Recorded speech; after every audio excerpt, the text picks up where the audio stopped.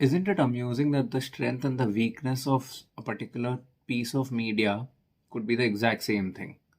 I know this may sound confusing, but I'll explain this to you in just a couple of seconds. This is the book that I'm going to talk to you about today, The Law of Success in 16 Lessons. And if you're seeing this book for the first time, you're going to be surprised because this is the strength and the weakness of the book. This is a really big book. It's about 760 odd pages. And this is the strength and the weakness of the book. Because the book is so big, the author has had the luxury to go deep and talk about multiple concepts, which I'm going to be talking about in the video. And the weakness itself is just the fact that it's 750 pages in a world where reading is becoming a diminishing hobby or a trait which people are almost forgetting. Just the size of the book is enough for most people to skip it and not even pick up. And what a loss it would be for these people to not even give such a beautiful book a try. The Law of Success in 16 Lessons is a very strong compilation of 16 traits, characteristics that could lead anybody who is down and out, who needs motivation, who needs to self-educate themselves, who is a subscriber to the world of personal development.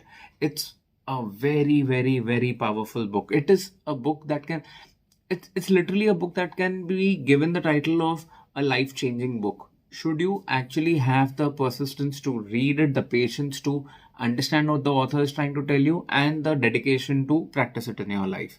But this is one book which I would definitely tell people to read if you can manage the size. Hello and welcome to the second episode of I Urge You To, a weekly podcast where I will be recommending to you media with regards to books, movies, TV series, podcast episodes, anything that adds value to me and my life, and I would like to share it with you. I'm Manish Ahuja. I am a money mindset coach from India and I am a content creator, and I created this podcast to share things that have taught me in my life beyond education. This episode is being brought to you by Paycheck to Profit, my own company and my brand, which I'll talk to you about a little later in the episode. But let's get started talking about the book. The Law of Success in 16 Lessons by Napoleon Hill was published in 1928. At that point of time, it was published as a compilation of 4 books. It was a workbook of sorts. It was a book it was a course. It's a course in a book. And it's so overwhelming and it's so inspiring to see that a book which is just a few years short of a century is still being able to connect with the reader to such an extent. My sole reason of picking up this book was because my most favorite self-development book is Think and Grow Rich, which is by the same author, Napoleon Hill. And I owe my career of my being a money mindset coach to that book.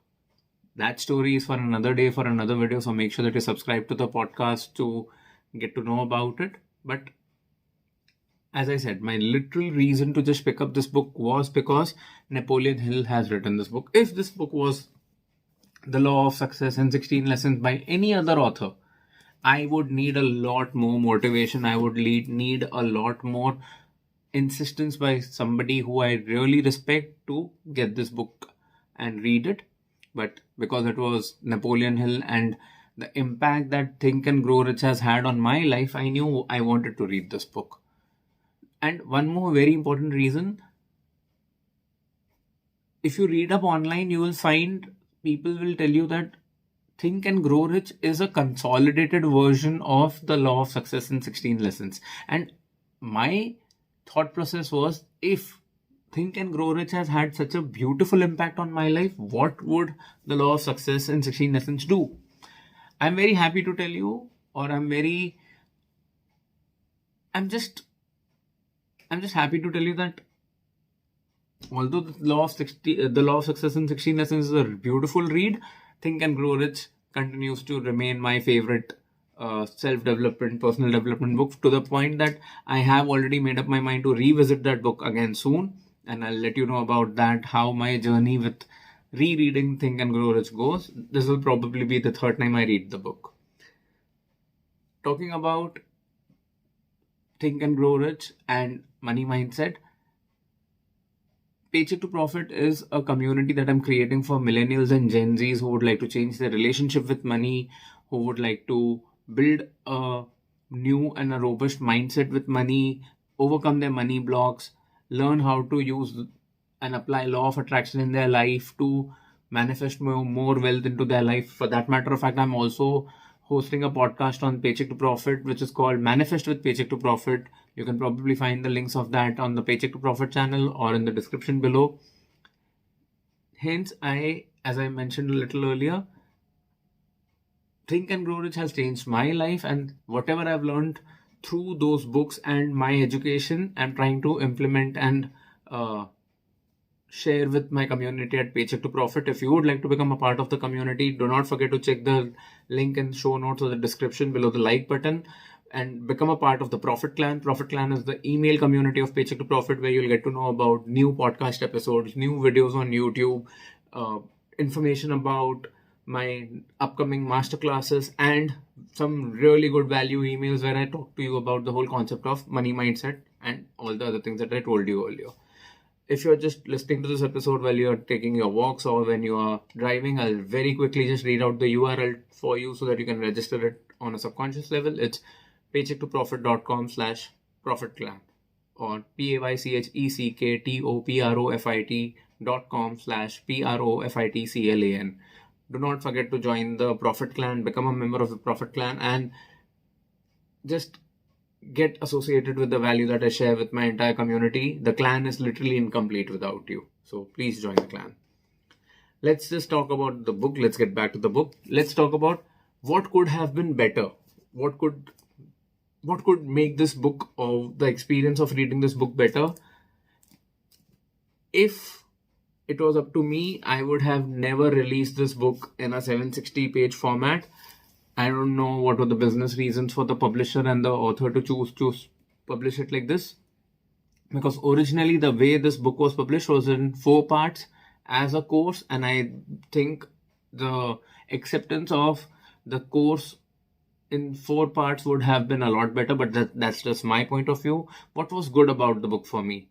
The depth in which the book is written. It's not just written for the sake of it. Not a single trait or the lesson that the author talks about is for the sake of filling up pages or getting more work put on paper. No, everything makes sense. Everything is so watertight that you can't even eliminate a single lesson from the book and say that, okay, if I do not apply this one lesson in my life, I can still achieve success. I can guarantee you that. Everything is really, really solid in this book. What was excellent for me?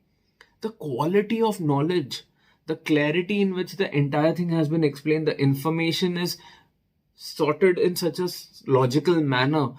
It is extremely, it's an extremely emotional experience for every reader to go through this entire book. It literally is very, very, very powerful.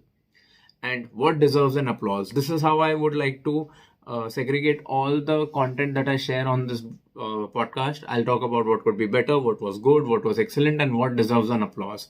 What deserves an applause in the law of attraction, the law of success in 16 lessons, is the amount of hard work that the author had to go through and the effort that it demanded. Can you imagine many authors in 2024 coming up with a book which demands this sort of dedication, which demands this sort of hard work?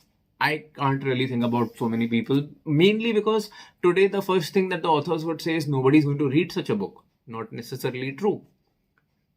People will read books if you create books which are worth reading, even if they are in the personal development genre. If people are reading 700, 800,000 page books in fantasy, in science fiction, in fiction even, they'll also read them in personal development. You should just create a book which is worth reading. So this definitely deserves an applause.